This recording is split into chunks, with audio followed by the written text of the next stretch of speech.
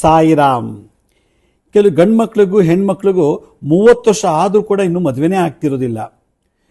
ಕೆಲವು ಗಂಡು ಮಕ್ಕಳು ಎಂಗೇಜ್ಮೆಂಟ್ ಆಗಿರ್ತದೆ, ಹೆಣ್ಮಕ್ಳಿಗೂ ಎಂಗೇಜ್ಮೆಂಟ್ ಆಗಿರುತ್ತೆ, ನಿಶ್ಚಿತಾರ್ಥ ಆಗಿರ್ತದೆ. ಅದು ಯಾವುದೋ ಕಾರಣದಿಂದ ಮದುವೆ ಕ್ಯಾನ್ಸಲ್ ಆಗಿಬಿಡುತ್ತದೆ.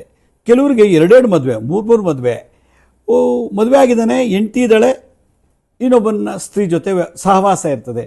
ಮದುವೆ ಆಗಿದ್ದಾಳೆ, ಗಂಡ ಇದ್ದಾನೆ, ಆದರೂ ಪರಪುರುಷನ ಜೊತೆ ಸಹವಾಸ ಇರ್ತದೆ. ಇದಕ್ಕೆ ಕಳತ್ರ ಯೋಗ ಅಂತ ಕರೀತಾರೆ. ಇದಕ್ಕೆಲ್ಲ ಕಾರಣ ಏನು ಗೊತ್ತಾ? ನಮ್ಮ ಜಾತಕದಲ್ಲಿ ಗುರುಬಲ ಕಮ್ಮಿ ಆದಾಗ, ಗುರು ವಕ್ರನಾದಾಗ ಈ ರೀತಿ ವಿವಾಹ ಪ್ರತಿಬಂಧಕ ದೋಷ ಪ್ರಾರಂಭ ಆಗುತ್ತೆ. ಹಾಗಾದರೆ ಇದಕ್ಕೆಲ್ಲ ಪರಿಹಾರ ಏನು ನೋಡಿ. ಡಿಸೆಂಬರ್ 4ನೇ ತಾರೀಕು ದತ್ತಾತ್ರೇಯರ ಜಯಂತಿ ನಡೀತಾ ಇದೆ. ಗುರುವಾರ ಹುಣ್ಣಿಮೆ, ಕೃತಿಕಾ ನಕ್ಷತ್ರದಲ್ಲಿ. ಆ ದಿವಸ ಈ ದತ್ತಪಾದುಕಾ ಪೂಜೆಯನ್ನು ಮಾಡಿ ನಿಮ್ಮ ವಿವಾಹ ಪ್ರತಿಬಂಧಕ ದೋಷ ಏನಾದ್ರು ಇತ್ತು ಅಂದರೆ, ಕಾಳಸರ್ಪ ದೋಷ, ಪಿತೃಶಾಪ ಏನೇ ಇದ್ರೂ ಕೂಡ ಗುರುಗಳು ನಿವಾರಣೆ ಮಾಡ್ತಾರೆ. ಈ ಪಾದಕ ಪೂಜೆ ಭಾಗವಹಿಸಿ. ಡಿಸೆಂಬರ್ 4ನೇ ತಾರೀಕಿನಲ್ಲಿ ಈ ಕಾರ್ಯಕ್ರಮ. ಹಾಗಾದರೆ ಹೆಚ್ಚಿನ ಮಾಹಿತಿ ಬೇಕಿದ್ದರೆ ಸ್ಕ್ರೀನ್ ಮೇಲೆ ತೋರಿಸೋ ಲಿಂಕನ್ನು ಕ್ಲಿಕ್ ಮಾಡಿ ಬೇಗ ರಿಜಿಸ್ಟ್ರೇಷನ್ ಮಾಡ್ಕೊಳ್ಳಿ, ಬೇಗ ಮದುವೆ ಆಗಲಿ.